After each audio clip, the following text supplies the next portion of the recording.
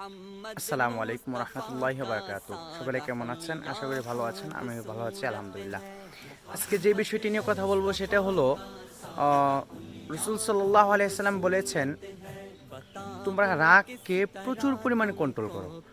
রাগকে প্রচুর পরিমাণে কন্ট্রোল করো, কারণ রাগ তোমাকে অনেক কিছু থেকে হেফাজত করবে। রাসূল সাল্লাল্লাহু আলাইহি সাল্লাম বলছেন, ফাইদা গদিবা আহাদুকুম ফালিয়াতাওয়াজ্জা, যে যখন তোমাদের রাগ চলে আসবে তখন আহ, তোমরা তৎক্ষণাৎ সাথে সাথে তোমরা কি করে নিবা? অজু করে নিবা। কারণ এই অজু করার সাথে সাথে তোমাদের হাতের পানি ঝরার সাথে সাথে তোমাদের রাগটাও আস্তে আস্তে মিটে যাবে। আর যখন রাগ চলে আসবে তখন নিজেকে রাগের সময়, ক্রোধের সময় কারোর সাথে কোনো কিছুই বলা যাবে না। নিজের সময় ওই সময় অনেকটাই কন্ট্রোল করতে হবে নিজেকে।